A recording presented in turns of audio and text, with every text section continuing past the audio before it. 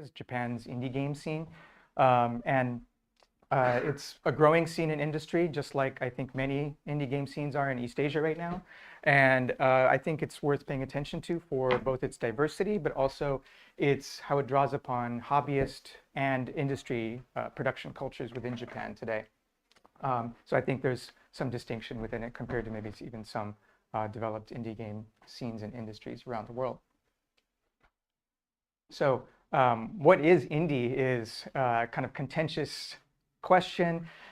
Probably many of you here have an idea of what indie is, although the term itself is actually not so easy to specifically define. There's been a lot of different research on discussing what indie is. Some of the earliest research into indie games and indie game studies or game studies was looking at indie as a kind of mindset that has this ideological opposition to the mainstream game industry or culture through maybe small teams or small budgets, and also the types of games that are being made or the statements.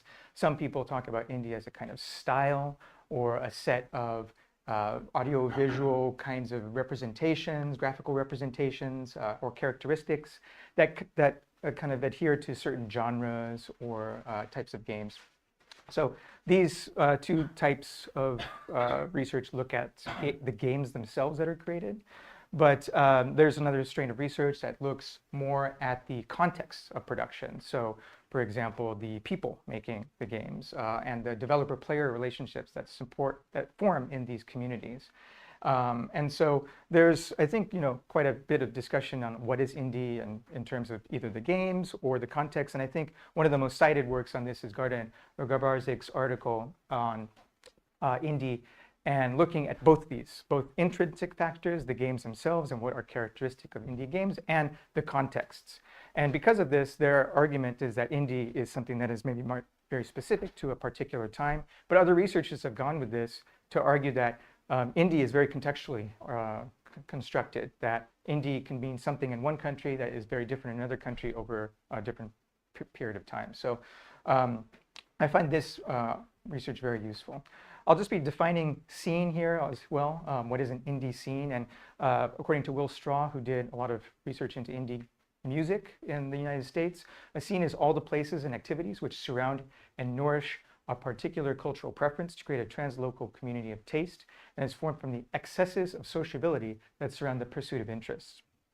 One of the keys to this is that a scene is something that exceeds industry. So you might have an industry in a particular country or region, and that produces a kind of game that the indie scene then, that maybe doesn't address the indie scene. And so the indie scene is created because industry is not sufficiently addressing that particular taste or demographic.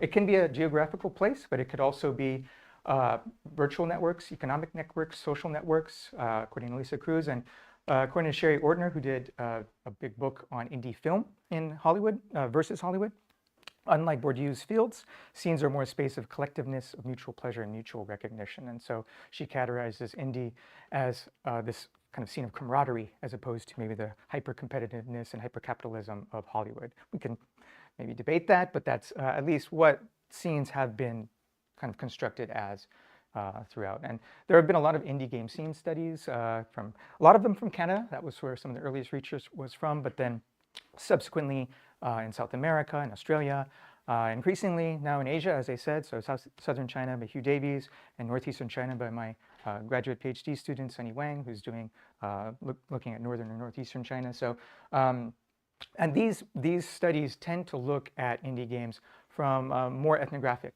perspective. So talking to developers, seeing what developers construe the scene as themselves, and then using those statements, using these discussions and to kind of communicate what developers think indie is. So a very much kind of ground-based type of research that tries to understand the scene from the participants in the scene.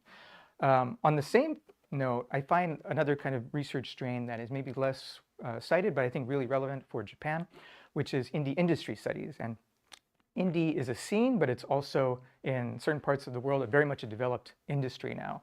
And certain researchers like John Vanderhoff or Felon Parker have looked at publishers and festivals and trade shows, and how they'll construct certain brands around indie that may be oppositional, but actually may be much more in line with mainstream culture than initially they are led to believe, or initially they present themselves as.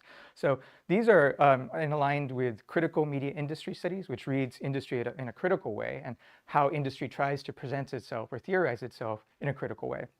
And I find for this kind of research, John Caldwell's inverse credibility law really valuable. In his book Spec World, he uses this law to, quote, "The value of information often diminishes as the scholar ascends in the media industrial hierarchy in search of information. Therefore, more authority equals less veracity at the executive level, and less authority equals more authenticity at the worker level." So you can, I think, still do the scene studies, or you can look at the scene and find honest testimony, or like workers and developers trying to make sense of their working lives. And you'll find what he thinks is more authenticity. But then once you climb higher and higher, you're going to be presented with people who are very good at spin, and they're very good at delivering a kind of story that media and also maybe academics might be prone to also echoing, that doesn't maybe reflect the actual reality of these spaces. So I think it's good to have this perspective, both the developer perspective, but also a critical perspective on how industry is maybe trying to use these scenes for their own purposes, as well as, again, how maybe it's not just such a black and white thing. It's not necessarily just industry versus developer in certain cases, which is part of what I'm going to be talking about today. So a little bit of prehistory of indie games in Japan. Anyone familiar with indie games in Japan? A few. Okay, good, good. This is more hands than I was expecting. So maybe you're familiar with this term doujin games.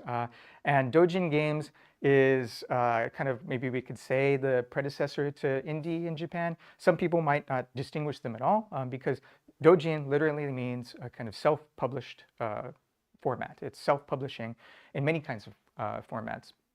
I think doujin literally translates to same person. And so doujin game studies has also been around for many, many years, looking at amateur and hobbyist game developers in Japan, primarily that have been around since like the 1980s, using lots of different engines. Some of the earliest studies that looked at, for example, RPG Maker hobbyist production in the early 2000s by Kenji Ono. Or looking at how a lot of these developers had strong ties to PC culture, because as many of you probably are well aware, consoles have very strict regulations on what can be published on their platforms. And so a lot of developers want to make alternative games, and they make them for PCs, which have less stringent regulations. One of the big researchers in this field is Nobushige Hichibe, who has looked at really the scene of indie, and I think a very similar way to what other indie game scene studies have looked at, and has kind of categorized these developers as a culture of crafters and hobbyists, typically not associated with profit, although there are some very successful doujin games. Maybe you've heard of some of them, like The Leaf Company or Higurashi When They Cry. But typically, that's not the goal. Maybe it could be an outcome of a very popular game, but it's not like something that a lot of developers go into. And they're very much tied to a specific place where they show their games. They either demo their games, or they release these games in events and gatherings, which I'll show a little bit of. And they're often comprised of circles and not individuals. And circles are like little clubs. A lot of them start in universities, actually. And so my university had a visual novel circle for a very long time. And it unfortunately kind of broke up after COVID. But a lot of universities will still have these circles that will get together and present these games at these shows every half a year, every year. So it's a very much kind of community-centered and tied to certain spaces.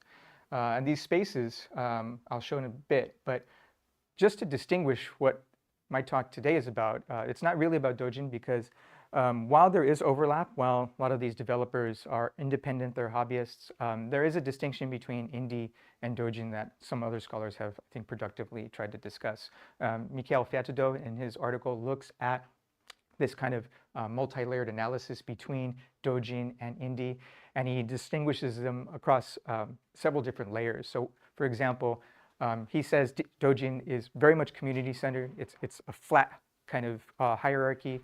you go to these events and people just set up tables and they're showing games. And indie, despite the rhetoric that we heard earlier, is still quite individual focused. The developers themselves are kind of stars within the space. They do interviews. There's a lot more competition. And so if you go to events, there's always like kind of rankings, or there's like a grand prize winner. So it's much more competitive than a doujin space, which does not have these kinds of categories typically. Historically, again, doujin is not just games. I should make that very clear. Doujin is just self-publishing of all kinds. And probably the most common form of doujin is doujinshi, or doujin comics. And comic market is the place that captures a lot of this energy. But games are kind of alongside of this. So they interface, people that are reading self-published comics are also playing self-published games. It has this kind of tight culture within self-publishing. Whereas maybe indie has some of this, but it's very much tied to indie media music, or indie film and indie music more broadly. So there's this awareness of how it relates to the industry as well. Ecologically, however, this is one big difference, I think. Doujin is very much tied to the media industries within Japan, meaning that a lot of doujin games are derivative of media industries. So you'll have like parodies or homage to very popular franchises like Demon Slayer, for example, or One Piece. And these games are distributed, again, outside of mainstream channels. So they'll be shown and sold at these markets that have this kind of gray area, gray zone of regulation. And they obviously skirt lots of copyright laws. Whereas indie is very much about I think, scene that prides itself on original intellectual property. There might be derivations of other indie games, but like each indie game is its own thing. And the platforms themselves are also ones that are verified now, especially, right? We have Steam, we have all these different publishers. The big publishers have platforms.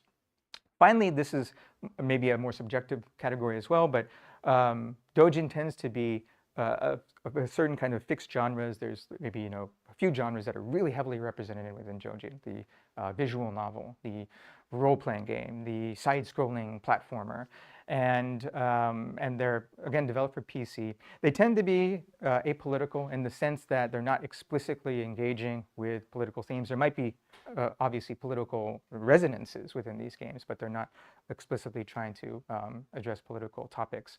And they're very commonly sexualized for male audiences, because this is demographically what a lot of the audiences are and they play for.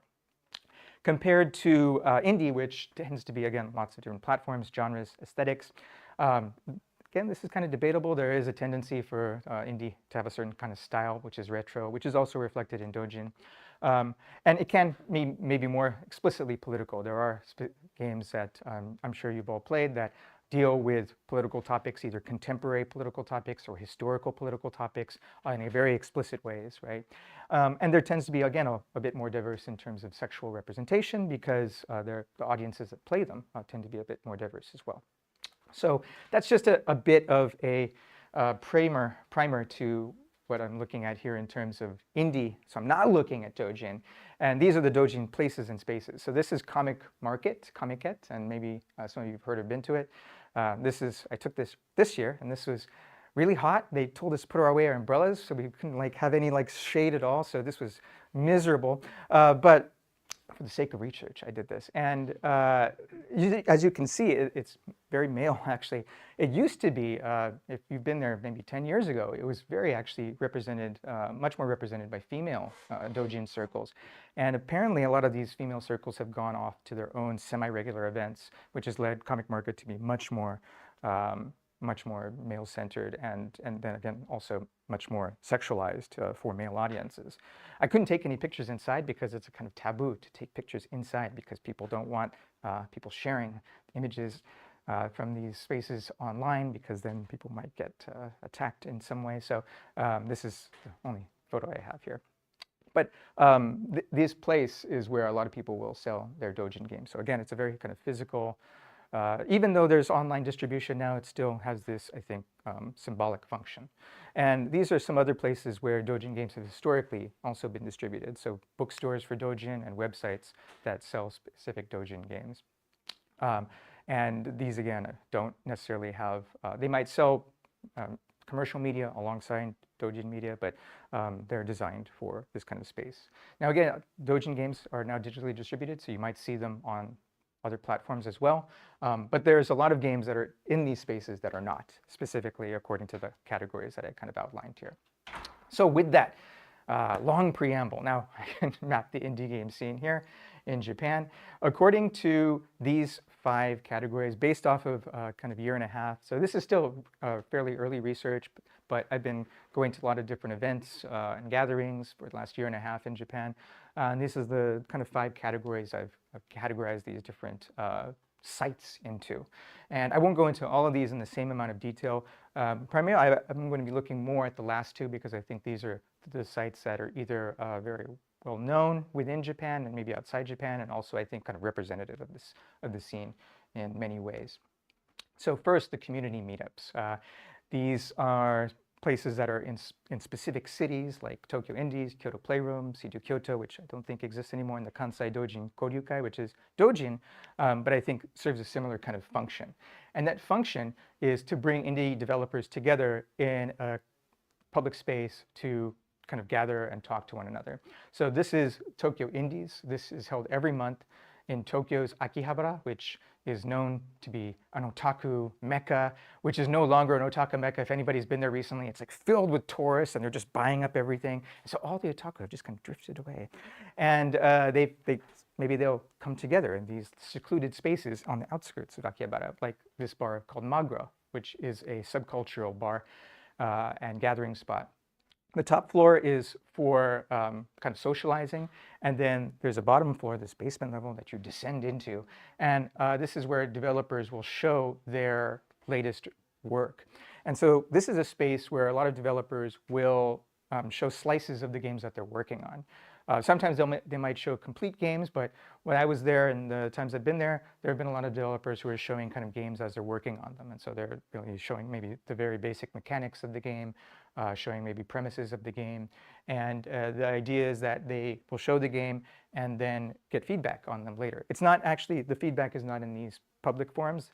They show the game and then they can you can play the game later, and then you can talk to them kind of on the side. So there is a performative aspect to this, but it's not like it's not a very critical aspect. It's more allowing people to show their game and then have smaller discussions. So the idea is that it's quite intimate, and it was started in, I think, 2000. If I can go back, 2014 by a Chinese American fellow named Alvin Fu. And he started it because he had come to Japan in 2011 and hadn't seen many other developers, and so wanted a place where indie developers could gather. And one of the functions, so if you see here actually, many of the developers here don't look like what you might think of as Japanese. So it's very an international space, representative in many ways of how indie came into Japan as something maybe distinct from doujin, where doujin had its own ecosystem and it had its own histories. Indie is something that developers develop for with a kind of global or international perspective in mind. And so going back to the space here, this space is where people present, but then on the top floors they can continue socializing.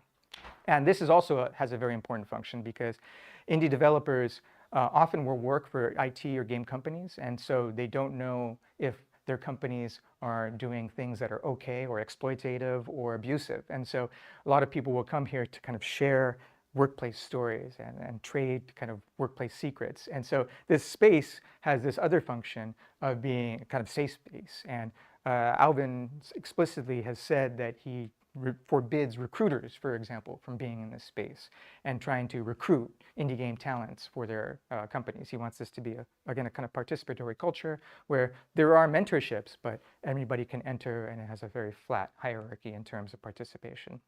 And so these are some of the games that have been developed, or at least demoed in the space and slowly developed over time. And so I've seen a lot of different games here over the last 1.5 years that have been developed. And one of the ones that I thought was maybe indicative of this space is this game Tower Oven, which looks like a kind of Flappy Bird type in terms of the simplicity of its graphics and its gameplay. And oh, do I have any sound? If not, it's not a big deal. Great question. If not, it's not a big deal because, you know, it's like beep and boop, so you can kind of imagine the sound. So you just play this chicken who is avoiding the fire, and you have to go down these platforms, and you don't have many skills. So if you like jump, then you die. And if you jump into the fire, then you become roast chicken. But then as he was showing this, he was like adding these features to the game. So it's like, now we're going to have the chicken have this like jumping skill. And now we're going to control the penguin. And the penguin has extra features. For example, the penguin can jump into the ice first. And if he does that, then he can jump into the fire after, right? So in terms of an iterative process, it was fun to actually watch this game develop. And it became one of the more popular games that was shown and then eventually developed from Tokyo Indies. But this is, again, just kind of one of the examples of what one of the more intimate spaces one of the more intimate sites in the scene can comprise. The next category are local game jams. I'm going to zoom through this one because I haven't actually participated in many of these, but I'm cataloged them. So this is just kind of the range of game jams. There's a lot of different game jams going on at all kinds of venues. So there are the global game jams, which are the ones that are held around the world that are pretty standard. But there are also a lot of corporate game jams that are sponsored by companies like Marvelous or Konami. And a lot of these game jams are looking for developers to develop for their companies, or they want to publish games. There are engine-based game jams, educational game jams tied to specific universities. There are regional retreats that are sponsored by specific regions, like government initiatives. And then there are like these periodically meeting game jams, like the indie game Moku Moku Mukai, which is like a monthly meetup of developers who kind of just get together in a room and work on their stuff. So I haven't actually been to so many of these. So I'm just gonna, these are some of the different ones here that I've mentioned, but maybe in the future I can, once I do go to these, I can talk about them a bit more. Civic festivals is another interesting category that I think is a bit distinctive from the other types of events. So these are ones that are held in specific regions like Tokyo, Osaka, or Niigata, or Kawagoe, or Sanuki, that make games into an event beyond just game developers. And so they're trying to create independent games or indie game activities for the general public. One of the big ones here is the Tokyo Indie Game Summit. So this is in Kichijoji, which is a kind of area in Western Tokyo. And in this event, a lot of developers will, or the organizers partner with different companies within the area, so like department stores or restaurants, and then they'll kind of gamify the entire space. And so the space itself becomes this area for people to just kind of become more aware of indie games. And it has a very consumption-minded kind of orientation, because there's like activities that you can collect, like stamp cards if you go to this restaurant, and if you go to this place and order this, or if you go around. So there's some stuff, there is a lot of stuff that's free as well, but it is tied again to a lot of different, they have a lot of corporate sponsors as well. So these are places that try to make the place itself a kind of event in a sense. With Tokyo, it's again very tied to a lot of different corporate interests. But this space I thought was worth mentioning and worth talking about a little bit more in detail, which is the Kawagoe Game Dig. Kawagoe is this historical town in Saitama. Maybe you've heard of like Kamakura, similar kind of place, a lot of historical architecture. And this event transforms a lot of these historical spaces. So it's not just like shops or department stores, but a lot of these historical spaces that they then gamify these spaces. Games really don't have much to do with these spaces, and so the developers here, or the organizers, are transforming these spaces into spaces of play. So these are some examples here of this, where you can see these are kind of places where they have maybe historically developed different types of products for the industry that was there before. And so there's lots of historical imagery, not just imagery, but actually locations and buildings that then get transformed into games as well through these different interfaces. So Part of this is a kind of tourist initiative, right? Getting people to come to the city who would maybe not go ordinarily if you make it into a game space. I'm not sure how convincing that is because indie games, again, is not like, if you think about like anime pilgrimages where people will go to a specific location because of it was featured in a work that they really liked. Indie games don't really necessarily, in terms of this space, it's not like they're directly connected to the space. So it's hard to imagine that people will come here for that kind of purpose. So there is a promotional function to this, but I think also the promotional function is for the local residents. And so they are able to see their own spaces, their own residents anew, essentially. They become the spaces become transformed into a playful space that then reinvigorates local investment and local participation.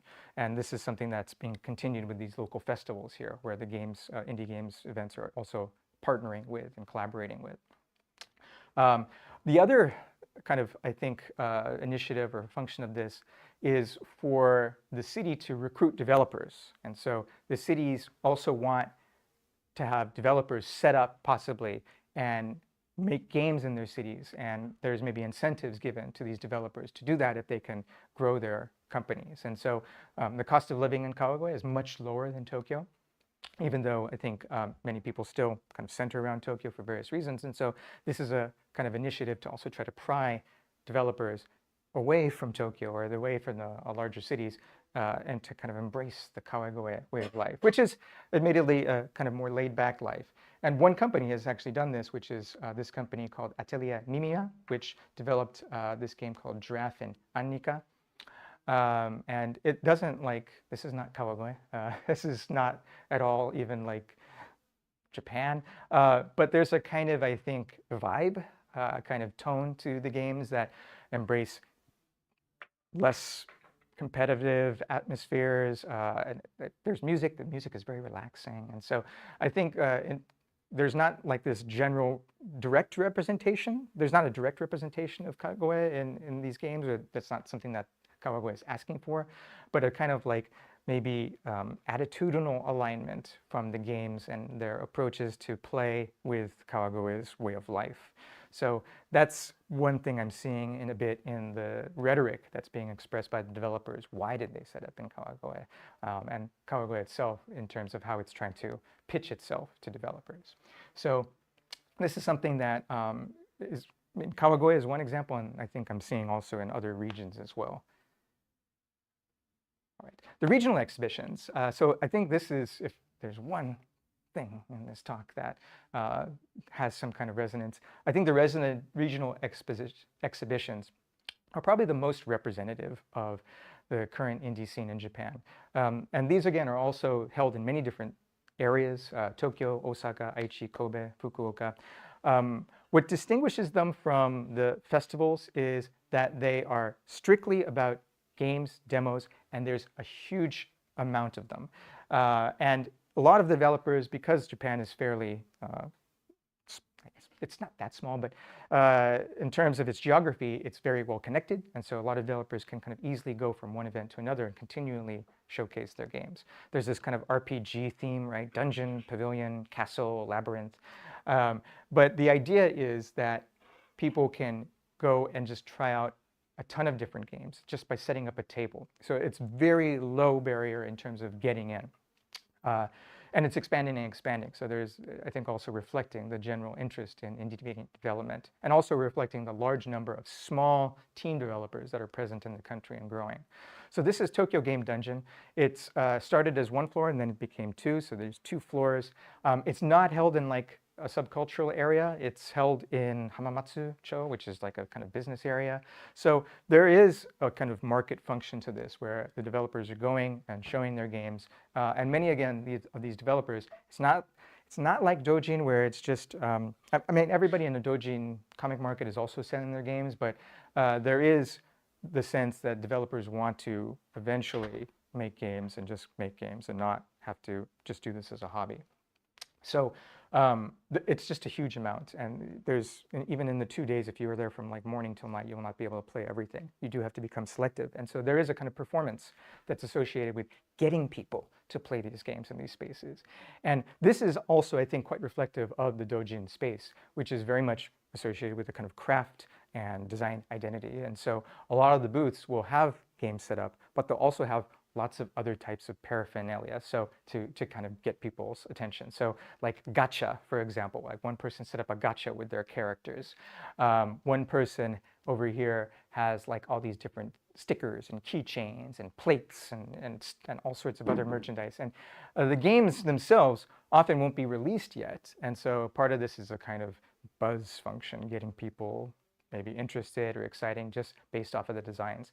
A lot of the people, a lot of the developers in these spaces are designers. And so they are designing in their maybe job, and they're designing also in their spare time. And then games are another outlet that might permit them to design for themselves in the future. So a lot of this is this like kind of large interest and reliance on using other kinds of media to then make games. So I talked to quite a few developers. I mean, they are making games, but then they're like designers at heart, I feel, and where that's where their background is from.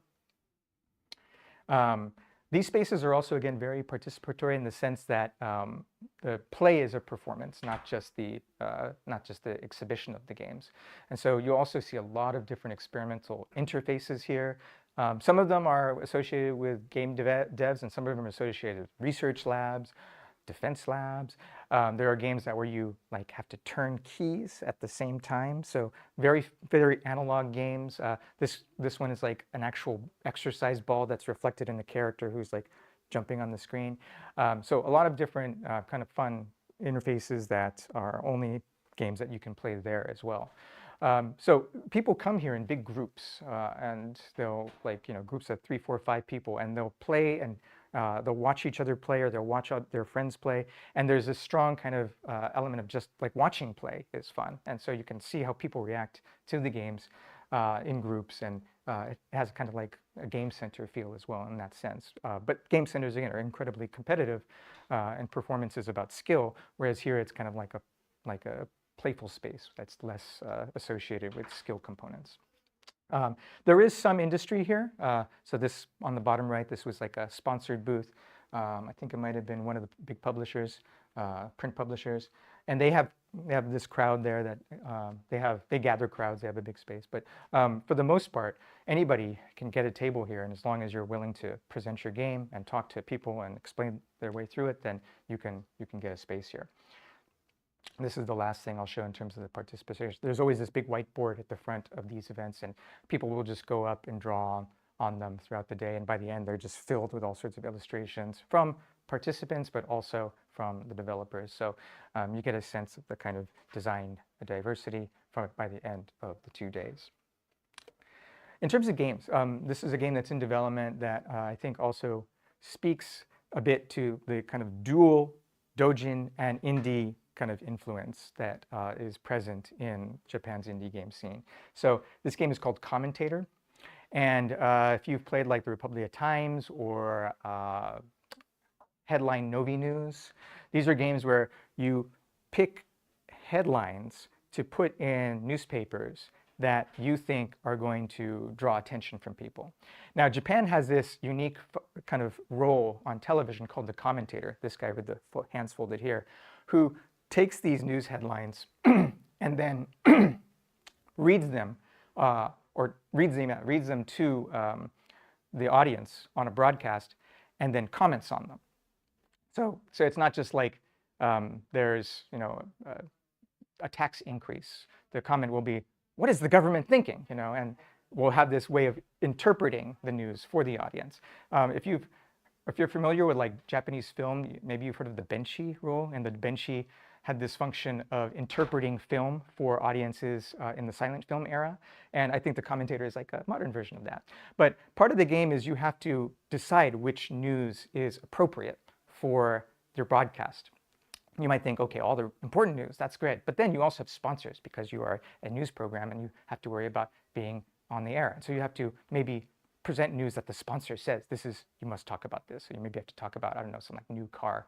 But you're also a program and you need ratings. And so you need to also think about what is popular with the audience. Of course, you have to talk about like Shohei Ohtani, who's the most important person in Japan now. So you have to think about stuff like sports or entertainment that also maybe has less news value, but will keep your program afloat. So there's this kind of balancing act that this game does that I think is quite similar to some serious and political games that is quite rare, I think, within doujin games. But if you look at the look of it, it's very much a doujin kind of visual novel or adventure game type of format, which has, you're speaking to a character, and this character is representing certain types of interactions. So, and this is a game that's also been slowly kind of unrolled over a period of months. So it's still in development, and looking forward to when it's going to be finally finished. The last segment here of this talk is the international shows. These are ones that are maybe the most familiar to those outside of Japan, where indie games are shown, like Tokyo Game Show, Bit Summit. Anybody here been to Bit Summit? 1, 2, okay. So this is the premier indie game event. It's the oldest indie game event, and it started very small, actually, in Kyoto with just kind of local developers, and then it's grown every year tremendously. Now it's the biggest indie game event in Japan, and it gets a ton of different attendance and sponsorships. And so over the years, so you can, these little green areas here are where the independent developers will still be, and they still have stuff like, you know, game jams and smaller developers here, but now they have strong collaborations with the big publishers and the big console manufacturers. So Sony and Nintendo and other companies here have big presence within the space, which is similar to Tokyo Game Show as well. So in these ways, it's kind of reflecting both indie and the big corporate events. And compared to something like the Tokyo Game Dungeon, they're much less customizable, right? Each booth looks pretty much the same. They might have a little logo that says where they're from in terms of the country, but they are very much organized based off of the games, and they have this standardization in terms of how it's being presented. And part of that is, again, they don't want people biased from, I'll get into that in a second, but it's very competitive, and so they want the games themselves just to be shown. Bit Summit has a little bit more playfulness, but again, the booths are becoming bigger, especially with big publishers, and so it's resembling Tokyo Game Show in certain ways in terms of the scale of publishers. It's also, again, very competitive, as I was saying. So games are shown just as games, and so there are all these different prizes and contests that developers are aiming to win. And one of the reasons why they want to win is because then they can maybe get some publishing from one of the big publishers that are there. And that, again, is, I think, one of the big differences between doujin, which relies strictly on its sales direct to consumer, whereas a lot of indie is hoping for a publisher to put them on a platform that will then give them exposure to give them distinction from a very, very crowded field. So these are some different events, contests that are available at these events. And another big difference and distinction between how the indie game scene operates versus doujin is that there are these restrictions, very strict restrictions, on what kinds of content can be submitted for selection. So these are, again, very competitive in terms of just getting in. You can't just rent a booth. And you have to comply with both CESA and CERO, which is the ratings board of Japan. And so these games have to have really, they have to be screened for any kind of explicit sexual or violent content. And the reason for this is because these are what the publishers want. And they are the ones who own the consoles and they own the platforms. And so they don't want to go through these games and try to, you know, eliminate stuff that's not good for their platforms. And so indie here is something very much aligned with the industry and its expectations and its kind of screening for content. And so I think one researcher, Pablo, has categorized this as a kind of disciplining of the space of indie, similar to how Akihabara was disciplined as this free-for-all, as very open space that became, after government like Cool Japan initiatives and branding, became a much more restricted space. And I kind of tend to agree. I maybe would call this a kind of sanitizing of doujin, where the work is then kind of filtered for a broader audience. But then that also, again, encourages developers to make games in a certain way and for a certain kind of audience. And these are just some of the ways that these events also partner with industry. So they have former developers, they have influencers on these big platforms like HoloLive. They invite like former big stars like Nobuo Uematsu here from the Final Fantasy series. They bring them in to have music shows. So it has, I think, a very now comfortable relationship with the broader industry. This is an area that is newer that I think also is interesting and relevant, is the inclusion now of publishers not associated with games. For example, Shueisha and Kodansha, these are publishers associated with print publishing. And if you think of like Shonen Jump manga, these are publishers who are familiar with that. And they are moving into games as a way to advertise themselves as editors or publishers of individual content creators of all kinds. So they had this success with manga, and they are very good at raising manga creators. And so they're using similar kinds of language to talk about how they have an advantage within the publishing space. And so again, this is another kind of strategy that publishers are using here to muscle into the indie game space. But again, it's not like they're not invited. The developers do want them. Shochiku is another interesting example because if you're familiar with Japanese film, Shochiku is a big film company that's more associated with like kabuki and family dramas, period dramas. And it's like, why are you guys here? I was like asking, like, so what are you doing? How did you do this? And why are you here? And I think they had some story about how they have a history of making horror cinema, and their games are like horror games. And so there's this like resonance there. And I played some of the games. Some of them are horror games, and some of them are like not horror games at all. And so I didn't find that totally convincing. And I think actually what's the real strategy that's going on here is that a lot of these companies are very risk averse. They are increasingly not making cinema, at least original cinema, because of the risk involved in making live action films. Unless they're like this big franchise like Godzilla, they won't make probably a new franchise. Anime was a place for some of these companies to diversify and try to find new work or new IP that was cheaper and less risky.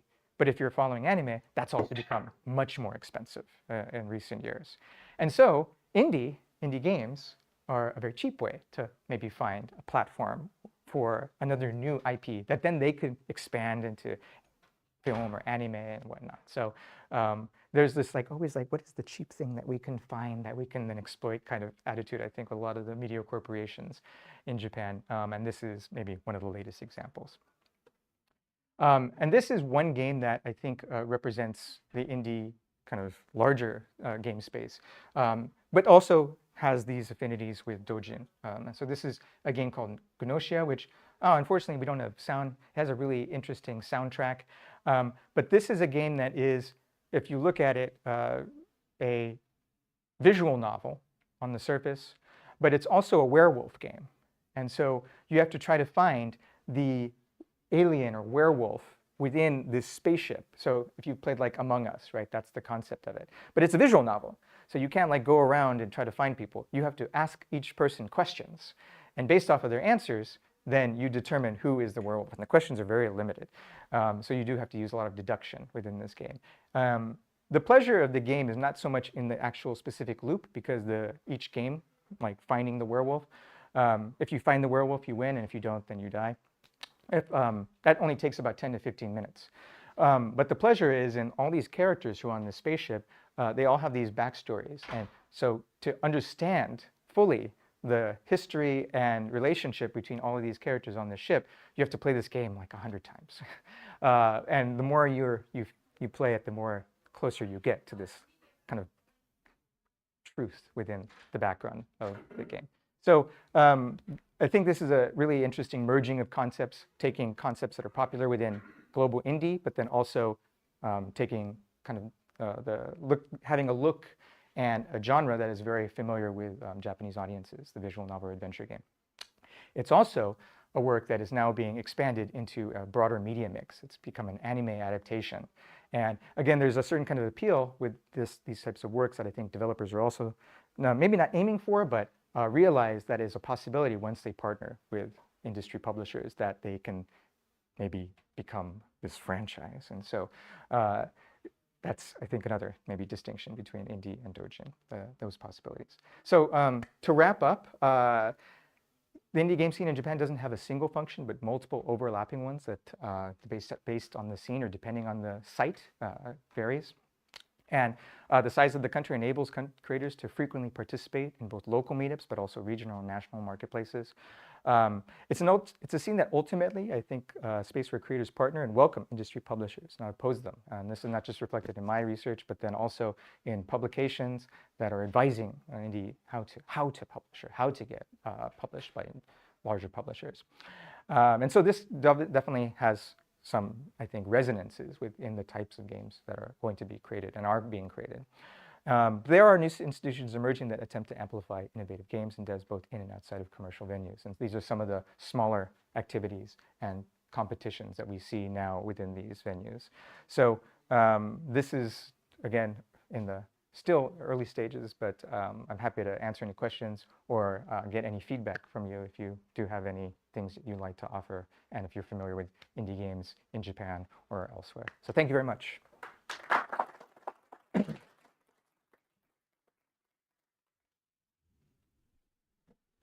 Thank you so much, Bryan. We have about 10 minutes for questions and answers. Does anyone have a question? Jaco.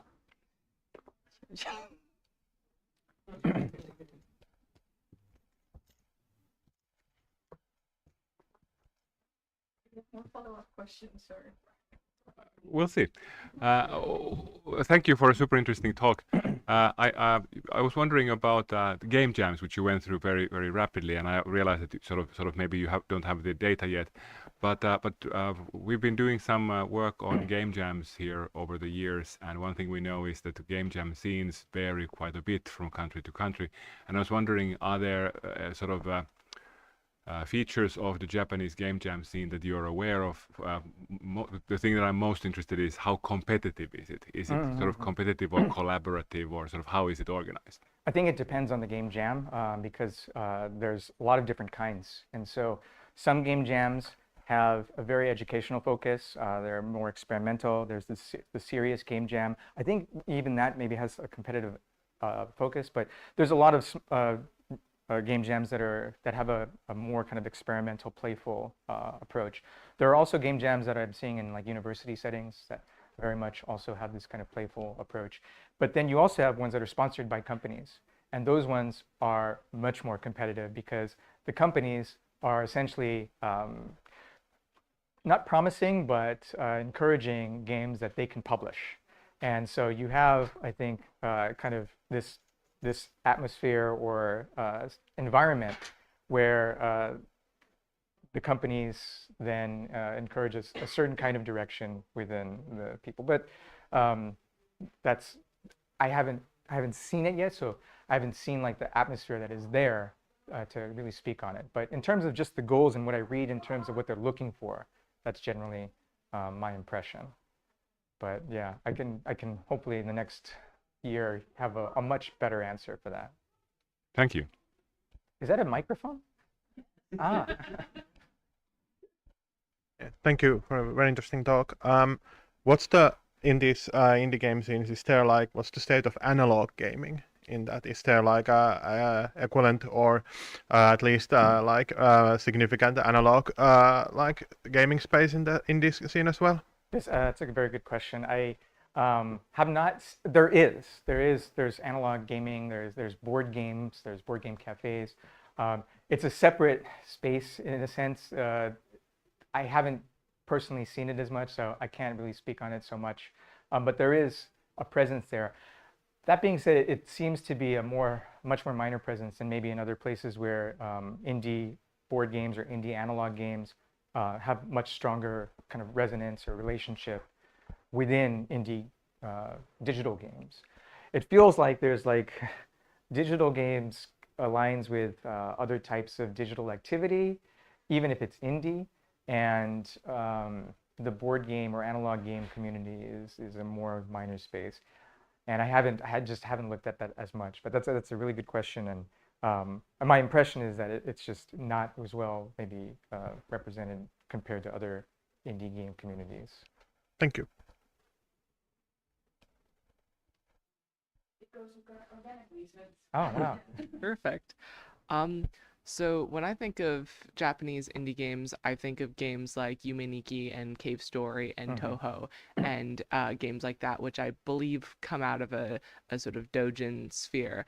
And those are games that have been very influential on the Western game scene. But I'm wondering, I guess, what the influence of these is there a same level of is there a similar canon, I guess, is the question, in the Japanese indie game scene, Yeah. or are they taking from many other different sources, or I don't really know how to word the question, but No, what I think you're talking about is really important because it complicates this linear history of like, here's doujin and then here's indie. There have been a lot of games that developed within doujin that didn't maybe appear to be, or at least kind of, so the games that you listed, right? Yume Nikki, Cave Story, there are other ones like La Mulana. These are RPGs in a sense, right? And these worked within RPG maker communities or RPG developer communities, but they weren't. So there is that space within doujin, and that still has a resonance today. And so that's why I agree, or I would say also, there's not this like clean break between what those developers were making and what indie game developers are making. It seems like you could put them into the indie game space right now, and there'd be not much of a difference. And so these categories are kind of blurry, I think. That being said, they were, even at the time, I think, anomalies.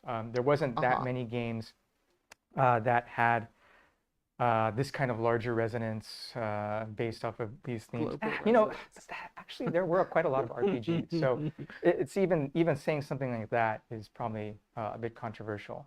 But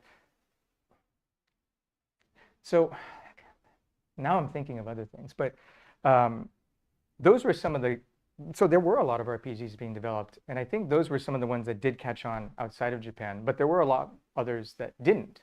And so that's, you know, I think also part of it, that these are games that are maybe, that look more indie, but they actually align with the doujin RPG creating scene at the time. But they, I think, had a lot of resonance with what indie was doing internationally. So La Mulana with its like MSX style graphics, for example, right? Or Yume Nikki with its you know, kind of psychological emphasis, and so these games, I think, did cross over into global indie audiences because I think people saw some resonance and were able to recognize what was going on. At the same time, Yume Nikki is an interesting case study because while it was developed and released for PCs, it was remade and kind of like remade or remastered into a different version that was more accessible on these other platforms, I think. And so Yume Nikki is a kind of interesting case study, and I think it's been written about as well, about how doujin and indie doesn't really have this divide, but then indie publishers try to kind of create a product around indie, and that's one thing that happened with something like Yume Nikki, which already existed, but then became indie through a kind of publisher sheen. So there is, like, I think, a lot of other games that have been developed that would definitely fit into these categories that have been defined, and I don't think it's as black and white. And as I think I tried to show with the actual spaces, there's just a lot of crossover. It's never just this one thing. But that's why I think it's interesting, because it's not explicitly a reaction to the existing scene. It borrows a lot from previous scenes. It's interesting to see something like Yume Nikki become so strongly incorporated into the Western canon of indie games, whereas, like, I think it seems to me like it represents a canon outside of that as well. So Yeah, no, it's a great point. I don't know. Thank you. What is?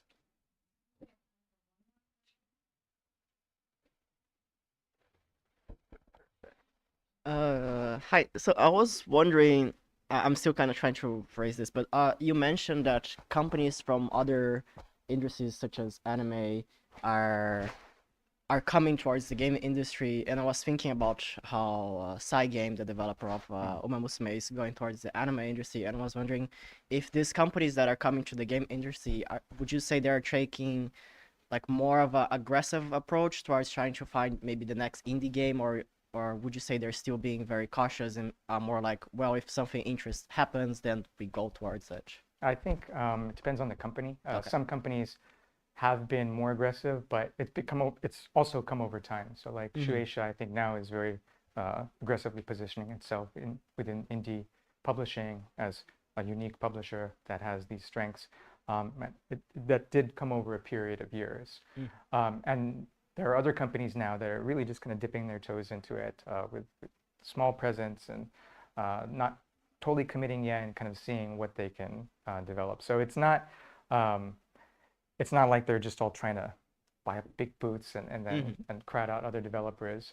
And I don't think these spaces work like that. There's still a large amount of space reserved for indie devs, but it is also something that devs themselves seem to be not opposed to, because again, there's a lot of, I think, general mistrust over like larger government sponsored initiatives. If it's regional and they can work with regional offices, I think there's there's an attractiveness to that. But then if there are like these big branding efforts like Cool Japan, I think there's a lot of skepticism about where that money is going to go. And like, is it going to go to devs, or is it going to go to advertisers and publishers? And then also, so there's that, and then also it's just very, very hard on these platforms to find any kind of distinction because there's just so many games now. Whereas doujin is an ecosystem that really has this kind of peer-to-peer interaction and community, and you can, over time work your way into having a kind of following. And so people will go to these events to kind of talk specifically to a doujin developer, and that becomes a big part of the appeal. With like Steam, it's just, you're just competing against the international community. And so there's a sense, it's like, how do you survive in that? This was the same kind of thing that happened with mobile. Japanese developers were in mobile, and in like the early 2010s, it was, this kind of free-for-all, and a lot of developers were coming up, a lot of companies were coming up, and then within like 5 years, it became so hard unless you were doing boost campaigns, you were doing stuff that distinguished yourself from the other App Store material. And it's the same thing on like Steam. And so having a publisher to give it this boost through their kind of their infrastructure and their ecosystem for a lot of developers seems very appealing. Okay, thank you. Thank you for the question. Thank you so much. That's all the time that we have. So one more round